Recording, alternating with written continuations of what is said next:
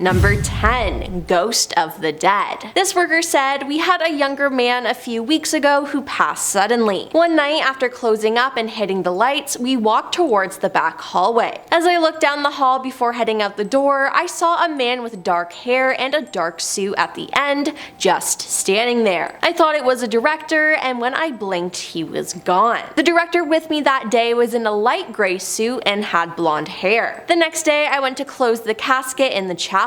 Lo and behold, it was the same gentleman that was in the hallway the day before. Two of my coworkers said they experienced similar events, such as when walking past his casket, they felt they bumped into someone, but no one was there." That is creepy, I'm telling you. Ugh. Number 9. Stolen body. Julie Mott, who lost her life battling against cystic fibrosis, left behind a mysterious case post her death. While the funeral should have been a part of the grieving process for her friends and family, the funeral was the start of a new nightmare. Sometime after the visitation and just before closing of the funeral home, someone took Julie's body. Yeah, they just left with it. The police and family were stunned to hear this, for no one knows who actually stole the body. Theories of an obsessive unidentified boyfriend, involvement of the funeral home itself have been formed, but it is still unknown as how and where did Julie's body disappear. Now this is scary and just sad. How can someone disappear with a dead body and no one noticed? Number 8.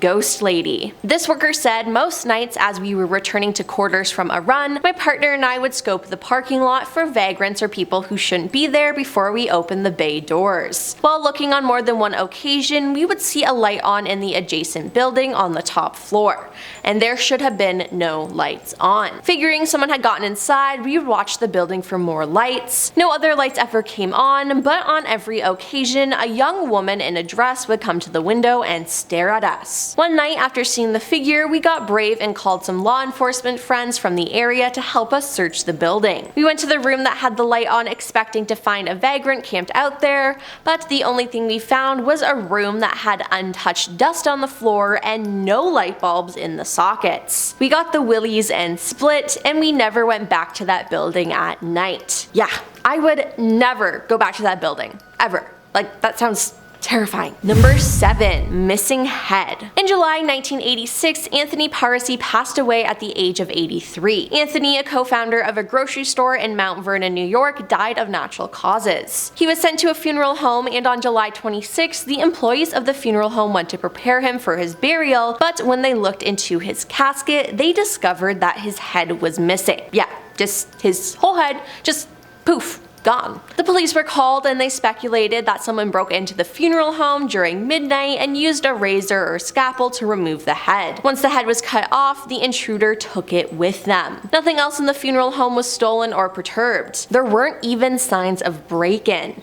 The police were baffled by the case, and they have no idea who stole the head, why it was stolen, and they don't know what happened to it because it was never found. Number 6. Spirits of the dead. This online user said, "My grandpa was a mortician for a small town in the late 60s. The morgue was attached to the house that my mom lived in. One day, her boyfriend Tom came over to the house and no one was home. They'd been dating for a while and he was comfortable going inside and waiting for my mom to come home. On the way into the house, Tom noticed that the door and windows into the morgue were open, so he checked it out, found it empty, closed everything, and went into the house. A few minutes later, he heard a loud slamming noise come from the morgue, so he ran to see what was wrong and found that the doors and windows had been thrown fully open again. He got out of there real quick, and when he told my grandpa about what happened, my grandpa just calmly explained that they had picked up a deceased woman that morning and the spirits were welcoming her and visiting with her. Next time, Tom should just leave the doors and windows open." Number 5. Doppelganger. This worker says, "I was once working at a mortuary and had to pick up a man from the medical examiner's office. When you do that, at least where I'm from, you get the receipt when they release the body to you. The receipt has all the personal belongings that are with the deceased. When I brought the man back to the office, I opened up the body bag to make sure all the belongings were there and double checked the receipt. When I opened up the bag, I was stunned to find this dude looked almost exactly like me. He was my age, had similar tattoos and similar similar spots, had the same long hair I do, even had the same style of jewelry I was wearing. It took me so off guard that I stood there in an existential crisis until the embalmer came in and was like, "Hey, how's it going? Ah, holy that guy looks like you." It's the only case I've had nightmares about that I'll be the one in the body bag with the deceased man opening it up. Now that sounds absolutely horrifying, and I can't imagine that happening. Number 4. New home. A family bought a funeral home and turned it into a house, which, why? But this is what the father said of the experience. "Many people that have worked here or rented have told me about hearing sounds and seeing black shadows during all hours. One of the things that turned me to wonder about all of this even more is the children saying things about a black fog in different rooms during the night. It's apparent that something is causing all of this, whispers in the hallway, lights going out and coming back on, leaving rooms with lights on and seeing them turn off, even water turning on and off.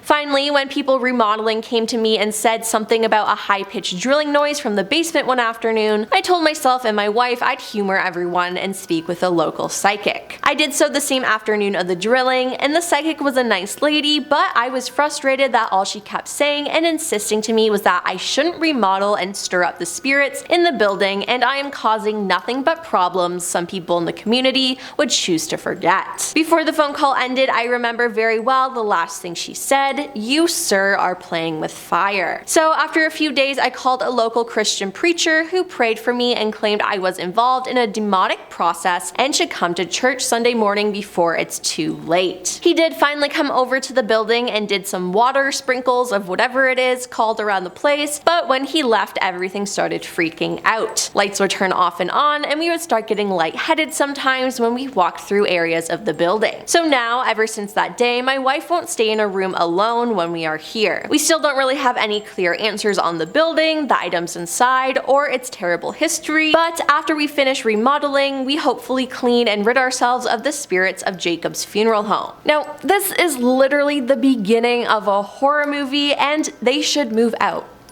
Right now. Number 3. Peeking from the hallway. This is a story about someone's childhood experience. They said, "There aren't many options in my town for funeral homes, so almost everyone in town has been to all of them at some point in their lives for service. I remember as a child sitting on a chair in the lobby of one of the more prominent funeral homes, bored out of my mind during a visitation for a distant relative. A kid I knew from school walks up and says hi, and we start to chat when something catches my eye. Far down the hallway, going into a closed off area of the funeral home, I see the hands of an old man come around the corner and grasp onto the wall. Slowly, the old man peeks his head around the corner and just stares blankly down the hallway into the visitation room. I'm thoroughly weirded out, and I look over at my friend who is staring down the hall. He turns to me and says, "What is he doing?" When we look back, the man is gone. I'm sorry, but the image of that is absolutely terrifying. I hate it. I have goosebumps. No. He continued on by saying, "We didn't ever really talk about it again until 20 years later when I got a call from my old friend out of the blue. He says this is going to sound crazy, but do you remember the old man at the funeral home? It was a little hazy on it, but I did remember." He continues to say, "Well, I was just there and my daughter saw him.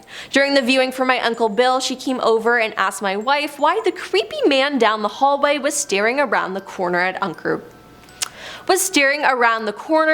Bill, and there wasn't anyone there, man. I could hear the fear in his voice and I instantly got chills. I have been back to that funeral home many times now and I've not seen anything else, but I still get uneasy anytime I walk past that hallway." And yeah, that makes sense. Number 2. Body moved by itself. This online user said my neighbor a while back before I moved in was a mortician. One night he had a body he was preparing for a very early morning wake or service. Whatever was going on, it was unusual and it required him to work in the wee hours in the morning on this particular corpse. So as he's working on it, he turned his back to grab some tools or supplies, and the angle he was standing at with regard to the corpse left the body visible just out of of the corner of his eye. As he was looking down at whatever tools he was getting, in the corner of his eye he saw the body slowly start to sit up. His fight or flight instinct immediately kicked in and he ran to the stairs as fast as he possibly could, but he was so clumsy trying to get up the stairs he tripped and was pretty much crawling and clawing his way to the top. He was just near the top before his senses finally came back and he knew it was rigor mortis. He collected himself and started to laugh at how absurd it was. He'd been doing this for 15 to 20 years at that point and he had never had a freakout like that before where instinct took over knowledge and experience. He actually sheepishly admitted he had to go clean himself because he had soiled his pants in a panic. Dead bodies do weird things, I'm telling you.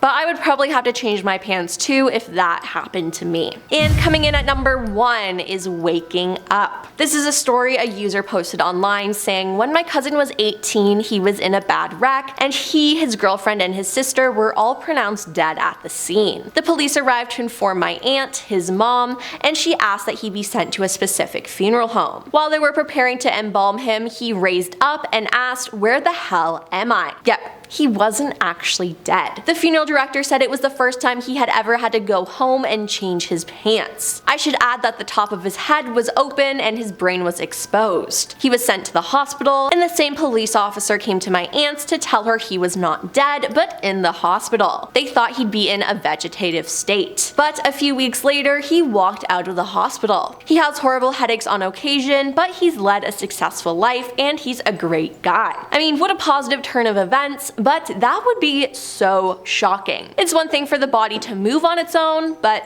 speak, that's on a whole new level. Starting us off at number 10 is Matthew Wall. Since 1571, the village of Browing in Herefordshire, England has celebrated Old Man's Day every 2nd of October. And no, it's not just a day to celebrate old men. It all began when a local farmer, Matthew Wall, suddenly died while preparing for his wedding. Or at least he was believed to be dead. On the morning of his funeral, while being carried to the village church in his coffin, one of the pallbearers slipped and accidentally dropped the casket. And good thing too. The shock of the drop awoke Wall from his coma and he started immediately banging on the coffin and screaming to be let out. Thankfully, the pallbearers heard him open the coffin and saved Matthew from being buried alive. The best part of this is that this one has a happy ending. Matthew Wall went on to get married, have 2 sons, and lived another 24 years. When he died for real, all that he asked was that the church bell be rung on the 2nd day of October every year to commemorate the slip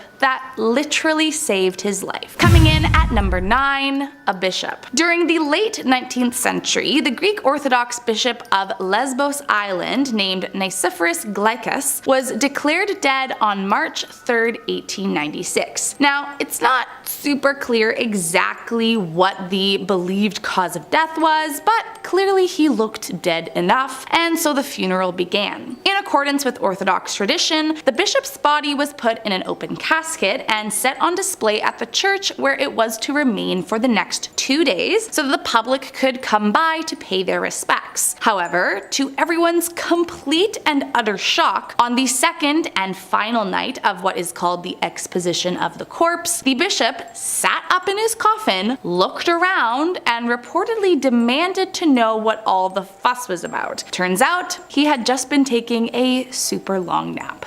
Coming in at number 8, Vigiliu Mukhamatsyanov. A more recent instance of an accidental declaration of death is that of Vigiliu Mukhamatsyanov. In 2011, Vigiliu suddenly collapsed in her home following a heart attack and was, of course, quickly rushed to the hospital. However, sadly, shortly after her arrival, she was declared dead. And sadly, from here, the story gets about 100 times worse. As it turns out, the woman was, in fact, alive, as a few days later, when lying in her coffin at her funeral, she awoke, sat up, and nearly made every other person in the room faint from shock. However, it wasn't just her friends and family that were surprised. Once Vigiliu realized what was happening and that she had woken up At her own funeral, she began, understandably, screaming and was promptly rushed back to the hospital by her family. Tragically, however, due to the shock of the entire situation, she only lived an additional 12 minutes in intensive care prior to yet another heart failure. And the second time around, she really did pass away. Coming in at number 7, Rosa Isabel Callaca. On April 26, 2022, Rosa Isabel Callaca was set to be buried following what, at the time, was believed to have been a fatal car crash. Now, it's definitely not every day that this kind of thing happens with the help of modern medicine, so Rosa's case, for me, is one of the most terrifying on this list. In the midst of her funeral procession, mourners carrying her coffin thought their ears were deceiving them after they heard strange knocking sounds coming from inside the coffin. Not really knowing what to expect, when the coffin was opened, no one could believe their eyes when they saw Rosa alive and gasping for air. As soon as it became evident she was alive, the caretaker of the cemetery called police and the family rushed the traumatized woman to the nearest hospital. Initially, Rosa was put on life support as doctors were able to find very faint signs of life. However, sadly, due to many factors, she died only a few hours later. After the incident, Rosa's relatives were understandably outraged that she had been falsely declared dead and sent to the morgue in the first place, and I, for one, now have a brand new fear. Coming in at number 6, Octavia Hatcher. Back in January of 1891, after the tragic loss of her only son Jacob, Octavia fell into a deep depression and refused to leave her bed. Her husband naturally grew very worried about her, but soon things got even worse. Several weeks later, she became sick, and shortly after that, she fell into a coma. But not understanding what exactly a coma was at the time, by May 2nd, she was officially declared dead. Octavia's service was held immediately, and she was buried at the cemetery. However, a few days later, other people in the town who had also fallen into a coma began to wake. And so James began to worry they had unknowingly buried his wife alive. Panicked, James raced to the grave to dig it up. However, upon opening the coffin, he was horrified to see he was too late. The inner lining was torn and her hands were bloody from trying to escape. Devastated, James reburied his wife and erected a monument for her and their son Jacob. Unsurprisingly, this tragedy made James quite paranoid of being buried alive himself, and so he ordered a custom-made coffin long before his demise, one that could be opened from the inside. God forbid he ever be in the same position as his late wife. Coming in at number 5, Madame Bobbin. On November 16, 1901, a local newspaper reported the story of Madame Bobbin, who sadly passed away from yellow fever after arriving in France from Senegal. Reportedly, upon her arrival, she was rushed to the hospital. However, her body soon stiffened considerably and her face had turned a ghostly pale. So she was declared dead and promptly buried so as to impede the spread of the yellow fever. However, soon after the burial took place, a nurse reported to authorities that she believed it was premature, as the body had not been terribly cold when she saw her, and she noticed some faint abdominal movements as well. This information was quickly passed on to Madame Bobbin's father, who ordered the body be exhumed immediately. Her father, along with the other members of the village, went to the site to see the exhumation. However, to their utter horror and shock, when the casket was opened, there was a newborn inside the coffin with her. As it turns out, Madame Bobbin didn't have yellow fever at all. She was likely just suffering some kind of strange complications of her unknown pregnancy. And in the end, her father ended up suing the hospital that declared her dead and was given 8,000 francs as compensation. Coming in at number 4, Mrs. Blunden. You would think waking up in your coffin just once would be a rare enough occurrence. However, for this woman, it happened twice. On July 15th, 1674, Mrs. Blunden fell ill and shortly after fell into a deep sleep after having just a bit too much poppy tea. Now, just in case that doesn't mean much to you, it was a common tea that was drunk for its woozying effects Wink wink. However, in Mrs. Blunden's case, she was believed to have died in her sleep as her body became cold, she stopped breathing, and no one was able to find her pulse. Understandably, she was declared dead and buried. However, not long after she was laid to rest, her body was exhumed after some little ones playing around the graveyard complained of hearing strange sounds coming from her grave. As it turns out, she had been buried alive, as she was found covered in wounds and scratches from attempted escapes. However, as she appeared to show no signs of life, she was once again declared dead and reburied. Tragically, however, she was alive. The next day, the body was exhumed again to allow for a coroner's inspection, and this time she was found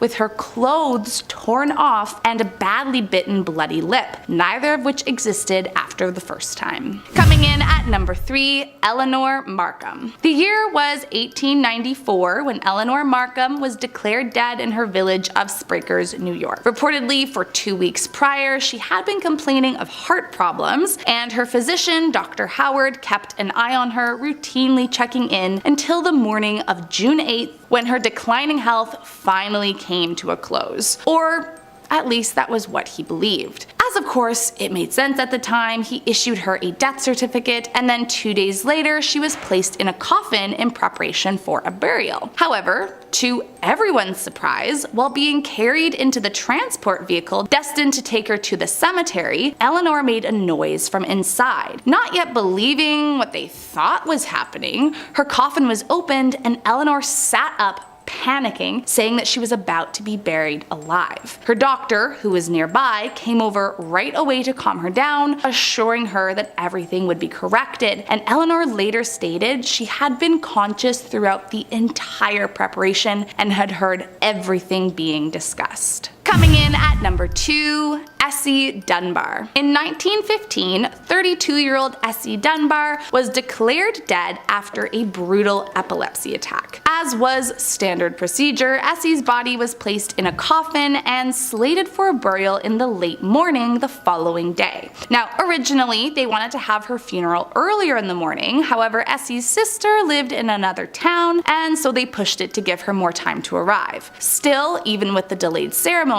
Essie's sister didn't make it on time and arrived a few minutes after Essie had been lowered into the ground. This, however, would save her sister's life, as luckily, upon her arrival, they allowed the burial plot to be exhumed so that her sister could pay her respects. However, to everyone's understandable shock, once the coffin opened, Essie shot up in her coffin and smiled right at her sister, causing the 3 nearby ministers to faint and fall into the grave. The sister, believing that Essie was possessed or something, ran off screaming and caused a huge commotion. And the rest of Essie's life, many believed she was some kind of zombie that had returned from the dead. The good news for Essie was that she lived many more years and died for real, peacefully, in 1955. And last up in our number 1 spot, Maggie Dixon. On September 2nd, 1721, Maggie Dixon was awaiting her fate in the gallows after it was found she concealed a pregnancy, something that was a major offense. Reportedly, prior to her sentencing, Maggie had run away from her husband. Now, the exact reason why she was running was never confirmed. Some legends say he was abusive, others that he abandoned her, but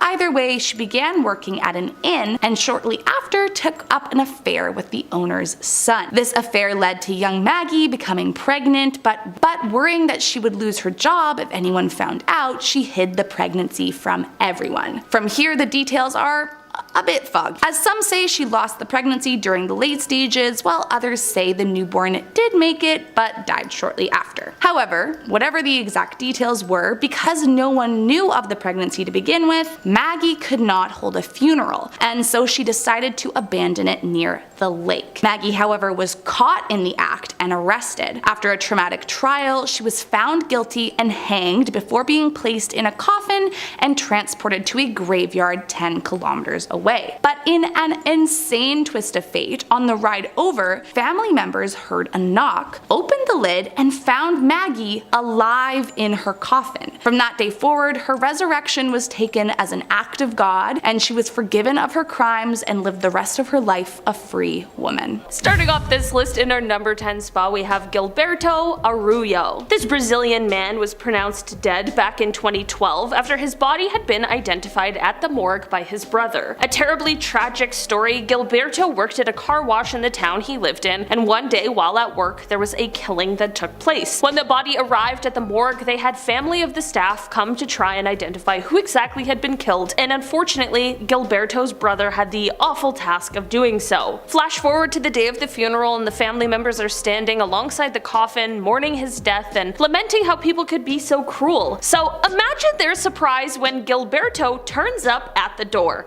Yeah, turns out that this was just a case of mistaken identity, and this killer had taken another employee's life, and the brother misidentified his own sibling as the victim. I'm not gonna lie, there would probably be a lot of confusing emotions in that moment. Gilberto himself was probably really glad to be alive and see how his family loved him, but he might want to keep an eye on his brother, who apparently has no idea what he looks like. In our number 9 spot today, we have Noella Rakundo. Back in 2016, this story made headlines as a resident of Australia returned home to attend the funeral of her stepmother. This is obviously very sad, but not abnormal, but the story quickly gets out of hand as, unbeknownst to her, her husband had some sinister plans. He arranged a hit on his own wife. His plan was meant to take place while she was traveling for the funeral, and those who were hired to carry out the plan even did grab her. However, these turned out to be very empathetic hitmen for their line of work because they realized what the situation was and that the hit was ordered by her own husband, so they felt a little bad and let her go. She returned home with a plan. At her own funeral, she planned to confront him and reveal his terrible plans and how they had failed. In the end, he was sentenced to 9 years in prison, which likely would have been a lot more should those men have not let the woman go. In our number 8 spot today, we have Walter Williams. Walter was 78 years old and living in Mississippi when, on February 26, 2014, he was pronounced dead. There of course is a system with these things, and Walter began going through these steps. There's paperwork completed, he was placed in a body bag, and he was taken to the funeral home to be prepared for his funeral. William, however, only made it as far as the embalming room when those with him got quite a fright. His legs started to move. The coroner then looked closer and saw that he was even breathing, just slightly. Walter was in fact alive. In a turn of events though, this new lease on life turned out to be short-lived, as just a little over 2 weeks later, he passed away, for real this time. His family even double-checked, just to be sure. In our number 7 spot today, we have Nikephoros Glykas. This is a man who was working as a bishop in Lesbos, Greece, when he was pronounced dead on March 3rd, 1896. Based on the traditions at the time, his body was then placed on display at the Methmony Church. This might seem like a strange practice, but in this particular story, it truly worked out for the best. On the second night of what is known as the exposition of the corpse, things drastically changed. It was on that night that the bishop just sat up. Apparently he even demanded to know what all the fuss was about. He was totally confused. Turns out he was asleep or something? I'm not entirely sure how no one knew he was in fact alive in this scenario, but in the end everything was fine and he continued on with his bishop duties until his true death date came. In our number 6 spot today, we have Edison Vicuna. This man from Ecuador has a story that starts when he went missing for 3 days and his family began to assume the worst. After these 3 days, there was a body of a man found who had been in a terrible car accident that left his face unable to be identified through those means. The man was taken by the authorities and a post-mortem examination was conducted, and this is when the body was confirmed to be that of Edison's. The family was of course distraught and began mourning their loss immediately, which included planning a funeral. As the day of the funeral came, the family members and loved ones were terribly sad and going through the motions before everyone began screaming in horror as Edison himself, very much alive, turned up to the funeral, pretty drunk too. The funeral was stopped and the body was returned to the morgue. As it turns out, Edison was in fact alive, and the body was later properly identified, and it belonged to someone completely different. In our number 5 spot today, we have the couple Telepathy. There was an elderly couple who had been married for over 50 years, and they were so close they joked about being able to hear each other's thoughts. I feel like Taylor can hear my thoughts already. I don't know, man. It's only been like a year and a half, but that man, He's a mind reader. Unfortunately, in this scenario, the woman fell ill, and after a couple days of being in a coma, she passed. Her husband was of course terribly upset over the loss of his life partner and had to be pried away from her. He became very distraught and began insisting that his wife was still alive. Even after she had been buried, he begged for her body to be exhumed, saying he had visions and dreams of her trying to get out of her coffin. After this went on for a while, they finally agreed to dig up the coffin in order to give the man some peace of mind, but when they opened the coffin, to everyone except for the man's surprise, they saw bloody scratch marks all over the inside of the coffin, and the woman's fingernails were bent backwards. Maybe they really could hear each other's thoughts.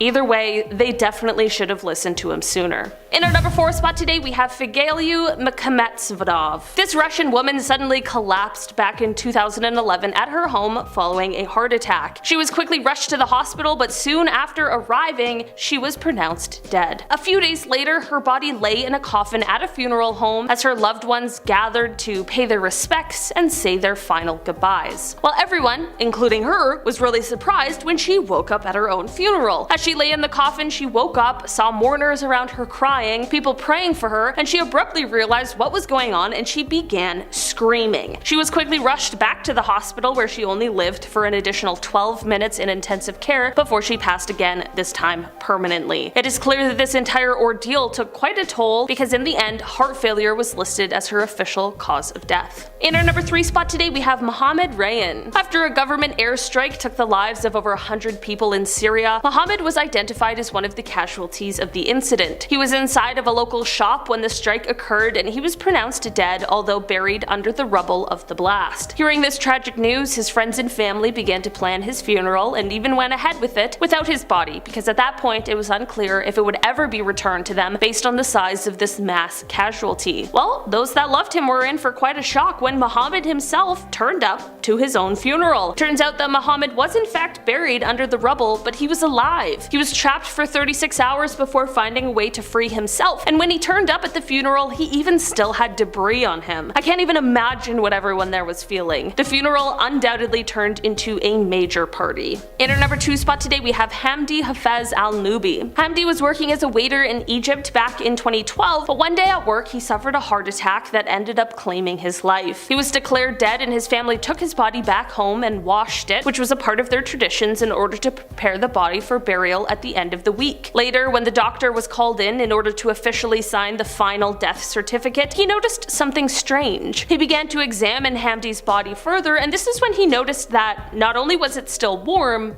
but that he was still breathing. The doctor alerted Hamdi's mother, who was absolutely elated to find out this news. As far as I could find, it appears as though once recovered, Hamdi was totally fine, albeit probably a little shaken up after what he had just endured. In our number 1 spot today, we have the Countess Emma. This story starts off in 1761 when Countess Emma married the very wealthy Earl of Mount Edgecombe.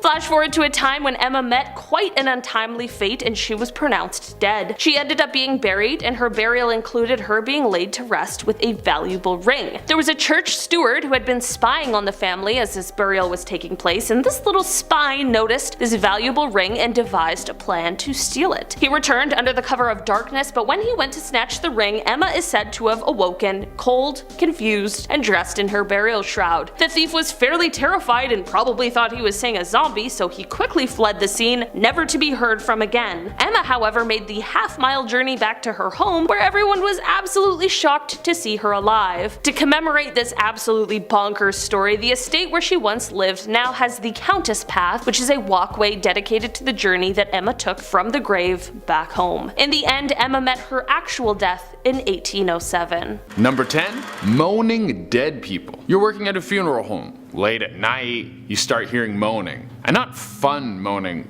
Well, you won't want to hear that in a funeral home either. I guess my point is, if you're in a house full of dead people, you don't want to hear any sort of moaning, okay? Pleasurable or otherwise. Well, if you work at a funeral home, this is actually pretty common. When people die, our bodies start to fill with gases. And when those gases escape, the body can make moaning sounds. The technical term for this is spooky toots. The freaky thing about this is this usually happens when you're moving the body. You're already doing a creepy job of moving bodies in a funeral home, and then you have this thing sighing at you.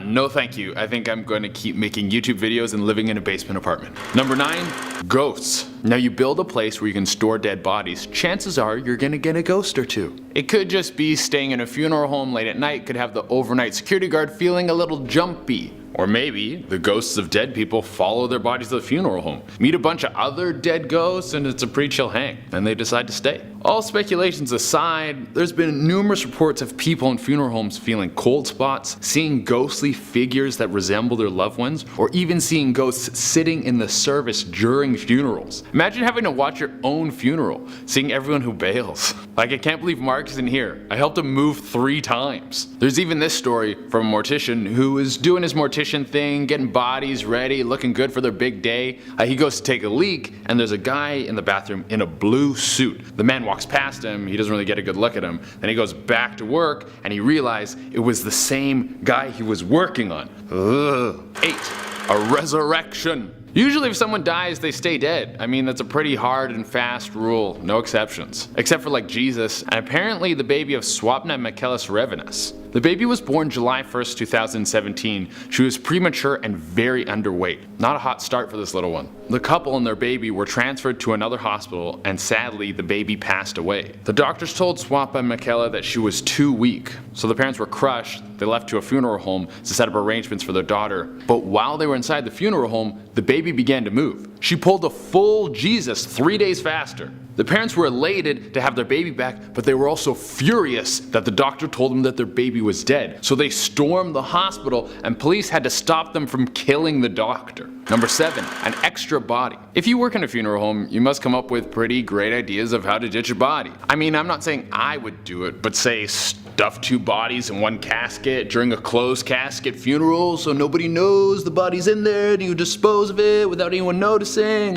Well, that's exactly what Mark Villela did. He got in a fight with his girlfriend and then stabbed her to death in her sleep. And then he got a big old light bulb over his head. He was like, hey, I have to work a closed casket funeral tomorrow. So he brought his dead girlfriend to the funeral home, stuffed her in a casket with an 89-year-old woman. Everyone sat there and mourned 2 people unknowingly, and Mark thought he was the cleverest guy in town. But when Mark's girlfriend never showed up for work, people got suspicious and started looking for her. Not long after that, he was arrested, and the CCTV footage showed him in the funeral home with her body, stuffing it into the case, and he didn't even run to Mexico. You always run to Mexico. Number 6, a wink. I don't know if you've ever been to a funeral or if you've ever seen them reenacted on TV or in movies, but a very common theme is that the deceased person's eyes are always closed, because there's nothing quite as unsettling as having a dead person staring at you. Well, in one special case, an elderly woman was very proud of her glass eye. I think some old people just get really bored. So she put in her will that she wanted her glass eye to be on display when she passed. And she didn't mean on display like in a nice little box next to her casket. She wanted it in her head, one eye open, so everyone could see her winking. Now, her family and loved ones knew that this was supposed to happen, but the funeral director's assistant didn't. So when she opened the casket, she got a face full of dead old lady winking at you. In the funeral business, they call that a winky pinkaboo. Number 5, a clown. What happens to a clown after they die? Do they go to the great big top in the sky? Or do they get shot of a cannon straight into hell? It probably depends on how many kids they made cry. But what I can tell you is I never want to go to a clown funeral. Clowns are creepy enough as it is without the risk of one of them crawling back to life from the underworld. However, if you work at a funeral home, you don't really get to choose which funerals you go to, and apparently on this day, you didn't get to choose what you wore either. During this clown's funeral, everyone working the funeral had to be dressed up as clowns. Also, it shouldn't be surprised that many of the people who came to the funeral were also dressed up as clowns, and they painted a single tear on their face in makeup. Baggy clothes, a love for rhyming, single tears painted on their faces. I didn't know thugs and clowns had so much in common. Number 4, a missing body. This one isn't so much what was found, but what wasn't. Back in 2015, a young woman by the name of Julie Mott sadly passed away. Her family went to the funeral home to make necessary arrangements. The next morning, when one of the funeral directors went to go check on the body, it was gone. Now, my first response would be looting because the zombie apocalypse has started. But this funeral director was a little more grounded. The funeral director contacted the family, who then contacted the police. The police launched an investigation. Now there wasn't much to go on except for one really creepy dude. Apparently there had been someone who attended Julie's funeral, and even though he wasn't close family, he was the last person to leave. He also had been texting Julie constantly in the days leading up to her death. The police couldn't link the disappearance of Julie's body to the creepy fellow, and her body was never found. Number 3. The Walking Dead. When's the best time to prank? When everyone's mourning the loss of a dead relative? Sure, why not? No, I'm not sure if this was intended as a prank, but you would have to be a fool not to see the potential here. I pulled this one right off of Reddit, and it's a pretty sad story of a young boy dying at the age of 12. His family set up a funeral, everyone came, and the boy's brother decided to dress up exactly like his deceased sibling. Not a big deal, but it scared the hell out of everyone at the funeral because he was his brother's twin. Not everyone attending the funeral knew the boy had an identical twin brother. I mean, I want to say he didn't mean to prank everyone, but I really want it to be true. You really only get one shot at pulling a prank like that off. I really commend him for it. I mean, if me and my brother were twins, we'd want to pull something like that off at our funerals. Well, I guess only one of us would do it. Number 2. A moving corpse. This one was written by Redditor the_8_Henry. He wrote about a story that his neighbor told him who works as a mortician. One day, the guy was doing his body prepping thing late at night. He had to wake early the next morning. He turned his back to grab some tools, and in the corner of his eye, he saw the body starting to sit up straight. Insane core strength. Well, of course that's the most terrifying thing that can happen to you, so the guy ran right out of the room. He had sprinted halfway up the stairs before he was like, oh yeah, I've been doing this for 20 years. That's just rigor mortis. I think if that happened to me, I would just quit my mortician job and take those skills and become a hairstylist. Starting off at number 10, somebody's hurt. RealCat45 on Reddit said, it was a normal night. She and her husband were asleep in bed when something woke her up. Upon opening her eyes, she saw her late Uncle M standing by her husband, staring down intently at him. She recalled him looking normal, but all he was doing was staring down at her husband. She was shocked and scared, so she closed her eyes in fear and opened them again. He was still there. She did the same again and he was gone. The next day, she received a call from her aunt's friend. This aunt is her Uncle M's sister, and her friend revealed that her aunt was in the hospital. Her aunt had fallen during the night and couldn't pull herself to the phone. She had lain there calling out and praying to all the saints and God and all her deceased relatives to help her somehow, but no help arrived. The friend that called with the news found her aunt in the morning. When in the hospital, she told her aunt about her uncle visiting her, but she was too scared to understand. Uncle M was trying to wake her husband because she wouldn't have been able to help her aunt on her own. At number 9, a whispered help me. This one is a shorter story, but it's still pretty unsettling. This one comes from a user by the name of Juby Love. She said one day while she was driving, she was trying to get a hold of her mother. She called her cell and it picked up after just one ring, but what came next was not a hello. She said at first it just sounded like static, but she kept saying hello and there was nothing. Then after a few greetings, she realized that it sounded like someone was whispering on the other line. She said hello again, waiting for a reply, now confused if what she'd heard was the car radio or not. Then she said the whispering got louder. Now she could make out what was being whispered, and she said it sounded like a woman saying help me repeatedly. Immediately she freaked out, thinking that her mom had gotten into an accident and was pinned or badly hurt and couldn't speak. Frantic now, she hung up and kept calling back. After a few tries, her mom finally picked up. That's when her mom swore she never even picked up the phone before their current call because she'd absolutely no service until that point. She ended her story with, I'm still a little spooked. Whether it was a message from the afterlife or just a misconnection, someone whispering for help over and over is not a good thing to hear. At number 8, Mom's Still Here. Summerfield85 shared a story that is both sweet and spooky all at the same time. She explained that her mother had passed away on a Tuesday, and on Wednesday, she was home alone when her phone rang.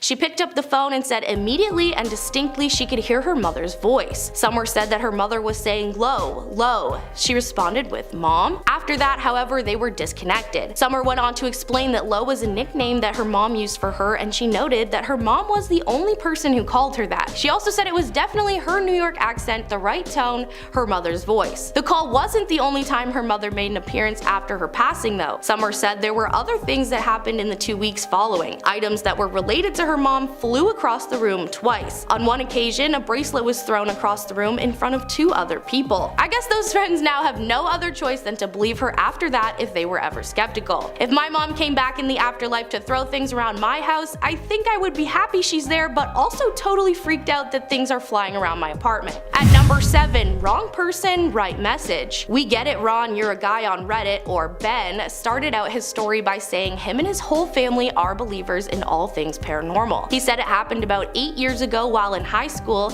explaining that his parents were divorced and he was living with his dad at the time while his mom worked nights at a casino. It was the middle of the night on a school night when he woke up to his phone ringing. Ben looked at the caller ID, but the caller was unknown. He said, "I picked up the phone and what I heard on the other end haunts me to this day." Ben answered the phone to what he described as wind on the other end, as if someone were running. After saying hello a few more times, he heard a woman screaming his name, pleading for help. Ben said she kept giving off a blood-curdling scream followed by, "Ben, Ben, help me, Ben!" But the wind was so loud she was almost drowned out. Immediately, his brain went to his mom being attacked after her shift. He screamed back hysterically for his mom, and they went back and forth for what he said felt like 3 minutes until the call ended. The next morning, Ben hoped it was a bad dream, but his phone call log confirmed the unknown number did call. At school that day, he asked all of his friends if they'd maybe prank called him the night before, but no one owned up to it. Then his dad revealed that evening that his great-grandma had passed the same night about an hour before Ben received the call. At number 6, Emily's Calling. This Reddit user goes by American Root Pace. He shared that about a decade ago he was working at an AT&T when a woman came in with an old red flip phone, looking a little shaken up. She explained that she worked in a funeral home and she barely used her cell. Several days before that point, she'd received a call from a man needing funeral services. The call was fine, but when she was leaving for the day, she received another call on her personal phone and the name on the screen said Emily.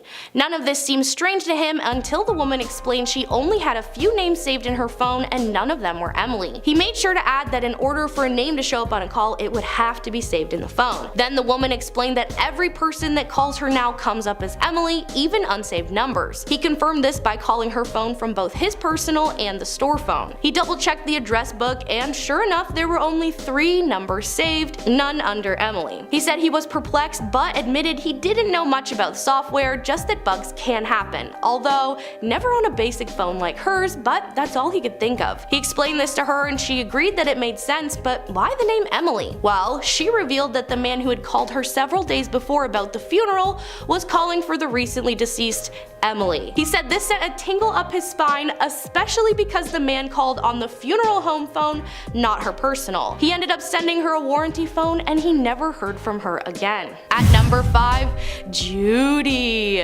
User Midwayer shared this story about her mom on Reddit and it gave me shivers for her. She started out giving some background info. Her grandmother lives alone in an old house that her mother and aunts grew up in. When they were kids, the house was supposedly haunted. Her mother in particular was haunted by a voice that called her name Judy from the bathroom, while her sister Gina would speak in tongues at times. She shared that it was so bad that they actually had a priest come in at one point and cleanse the house. She did say though that nothing major other than a few odd things went down and it had been ages. So she gets a call from her mother asking if she had pranked her by leaving a creepy voicemail at around 11:30 that morning. She explained to her mom that she didn't leave the message and wondered who the last person that called was. The mom had 2 missed calls from the grandmother. She headed to her mom's to listen to the message and decided it did come from grandma's house. After calling her grandma, they decided there was no way she left any messages. Now, the actual voicemail she described as not staticky but glitchy with a dominant low voice that said her mom's name slowly. It was 50 seconds long and repeats. Sounds to me like it was the same voice from the bathroom when she was a kid checking in. She said they found out how to put the message on her computer but still have no idea who the voice belongs to. She said every time she listens to it back, she gets shivers down her spine.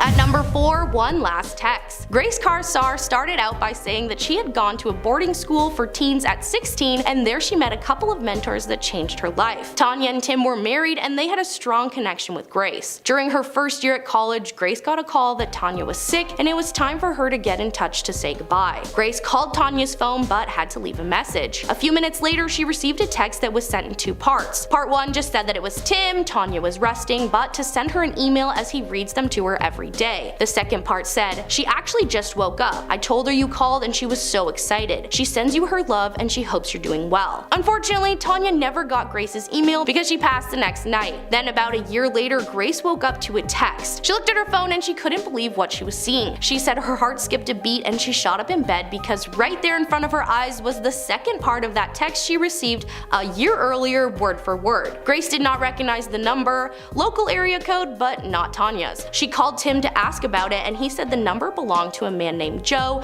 that he and Tanya both care for, as Joe is not independent. Joe can't even read or write, so this made things even more bizarre. Tim was still Joe's caretaker, so he checked his phone later that day and found no indication of sending the message. Grace said there's no logical explanation for the message other than Tanya sending out one more goodbye.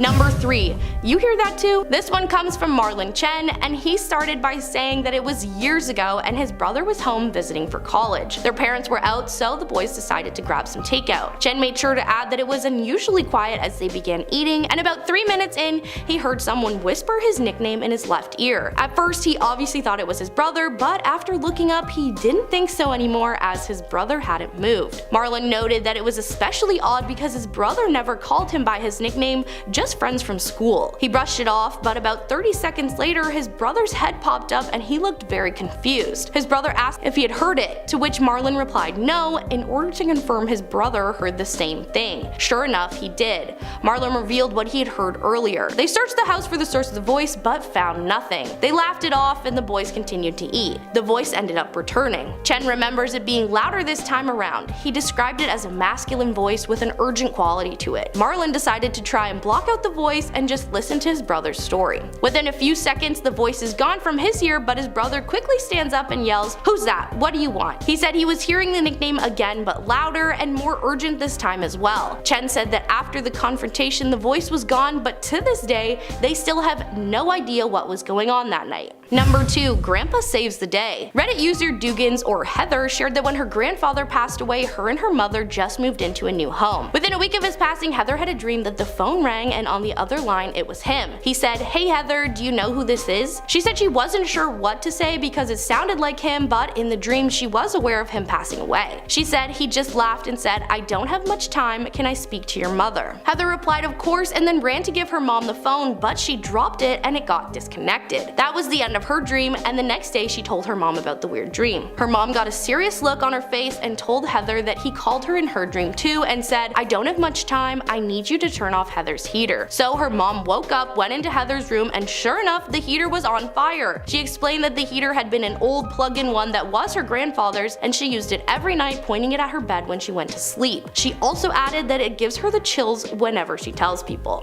And at number 1, a haunting 3 a.m. chat. This person created a whole Reddit account just to share her unsettling story. About 6 years ago, Needs Answers Now shared that her sister had taken her own life in February, but she wasn't convinced on the cause of her passing due to no explanation being left for anybody. She clarified that they were only a year apart, so they'd been extremely close sisters. Anyway, she was asleep in bed with her girlfriend when she was woken up by her phone ringing. She said the only way she's convinced it wasn't a dream is because her girlfriend heard the phone too. It was 3:37 a.m. and it was an unknown number. She mentioned that usually she wouldn't answer an unknown call, but thought maybe it was a drunk friend needing a ride home. She picked up, said hello, and all she could hear was muffled static sounds. When no one responded, she started suspecting a prank call. About to hang up, she heard her name. She said it was clear as day and sounded 100% like her sister. She said in the moment she kind of froze and started to panic. She called her sister's name a few times, but all that she heard next was, "I'm sorry, I love you, please help me." She asked her sister where she was,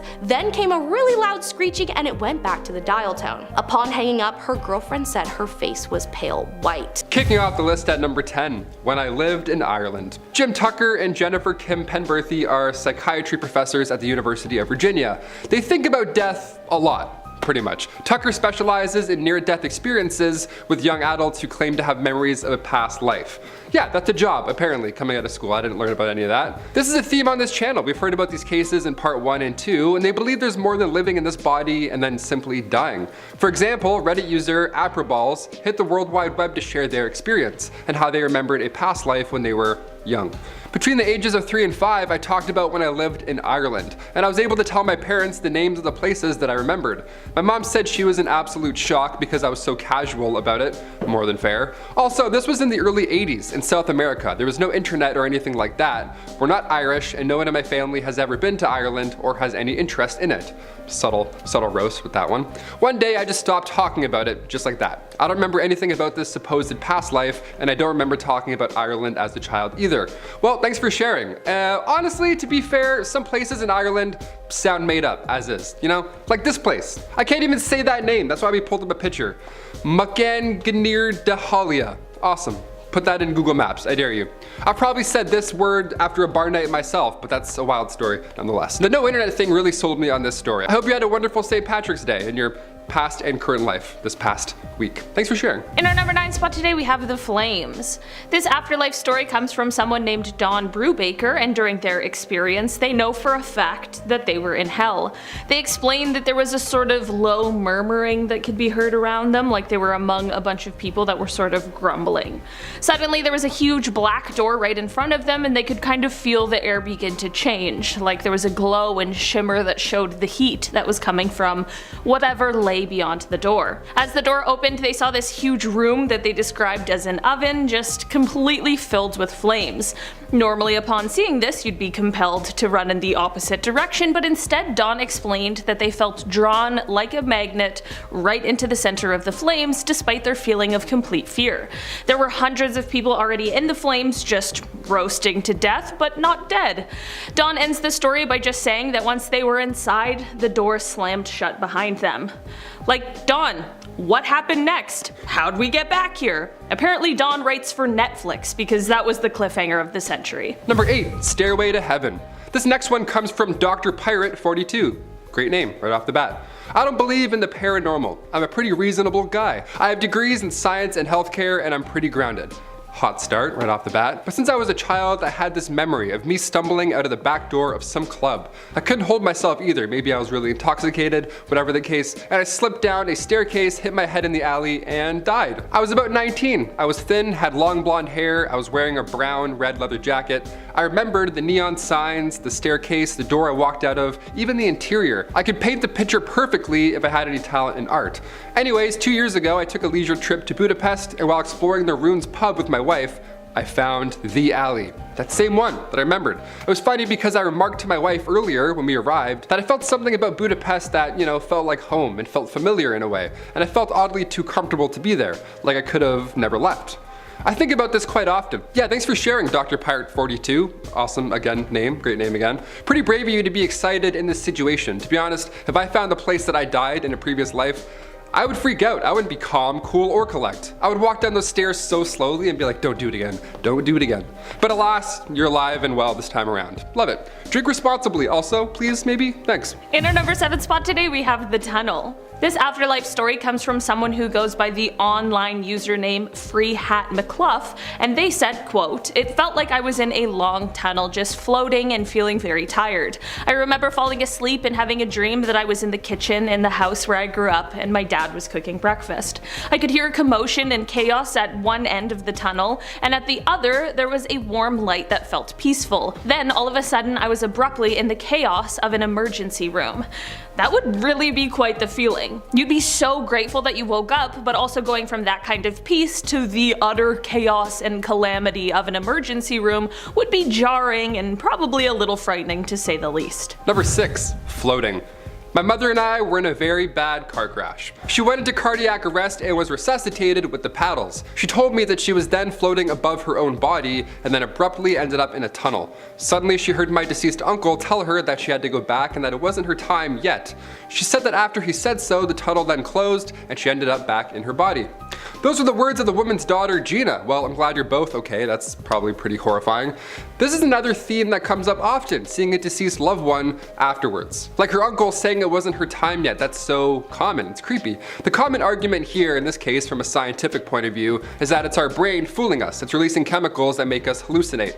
Your body releases these chemicals when you're born or when you die, but the argument Tucker is trying to make here with their studies is that hallucinations are the result of your sensory cortex going haywire. But when you're dying, that part of the brain, it can't function. It's not a hallucination or a trip, yet this experience still changes people.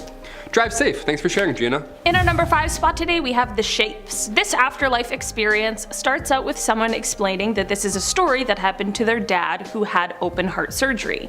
They said that during their operation, he briefly died on the table before having his heart restarted. During this time on the other side, they explained that he went to hell. They go on to write, quote, "It apparently consisted of lots of geometric geometric shapes and mirrors. It was one of those things where he just kind of knew. It hit him and there was no doubt that's what it was. He said it was the worst thing he could imagine. He was laying on a hospital bed with the worst pain, not able to move, locked in this geometric eternity. Listen, I truly believe that for some people, hell definitely could just be a ton of geometric shapes and mirrors, but if that is the case, then where did Hot Flames Oven Guy go to? I'm just saying, I'd personally take geometric shapes over hot oven roasting, but I definitely can't speak for everyone here. Number 4. Hay is for horses. This one comes from username Miriam67. They say, I don't have kids, but when my brother was a toddler, he said something to my mom about throwing hay in the window for the horses. My grandfather died before his birth and was a farmer, and the barn had windows and he would just throw hay in the windows for the horses to eat. My mom was really freaked out at this point, but he never said anything else similar like that ever again. That's pretty awesome. That's gotta be comforting to remember. Stories like this I enjoy. It's tame, it's cute, doesn't sound made up or stretched. It makes me believe in the afterlife, just a touch, just a little bit. Something similar actually happened in my family. My cousin was born not too long after my grandfather had passed, and apparently when he was a toddler, he would say some weird stuff as well. Like he would ask how the kids were, just with a thing of milk in his hand, walking around with no shirt. He's like, hey, how are the kids? I'm like, what kids? You don't have kids. I know for a fact you don't have any kids. I'm your family, that's how I know. He would just go in empty rooms and talk. I mean, hard to say, but I've heard some weird things. Recollections like this convince me, so thanks for sharing. In our number 3 spot today, we have What's Going On. This is an afterlife story that really had me intrigued because it's like nothing I've ever heard before. It's not the typical tunnel with light at the end or a field of flowers. No. Instead, this person saw a bunch of math. I mean, not exactly, but they wrote, quote, "Through open doors I glimpsed at enormous rooms filled with complex equipment. In several of the rooms, hooded figures bent over intricate charts and diagrams or sat at the controls of elaborate consoles flickering with lights. I gazed into rooms lined floor to ceiling with documents on parchment, clay, leather, metal, and paper. Here, the thought occurred to me, are assembled the important books of the universe."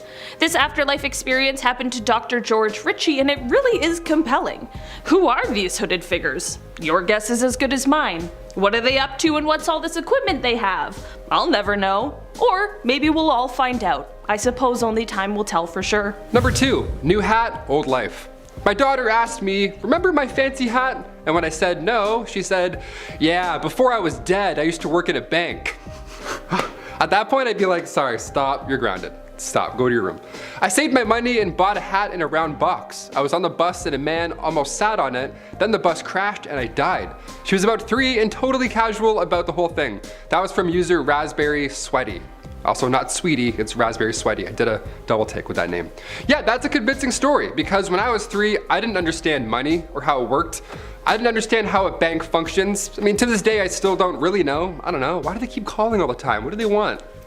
Also, sorry to hear about your new/old hat. Hopefully in this life you got a newer, fancier hat. For her birthday, let's all pitch in and buy her an old-timey hat. Worst gift ever for a young child, but she'll know. She'll open it and she'll be like, oh, I remember, the bank. I didn't sign out. In our number 1 spot today, we have Best Friend.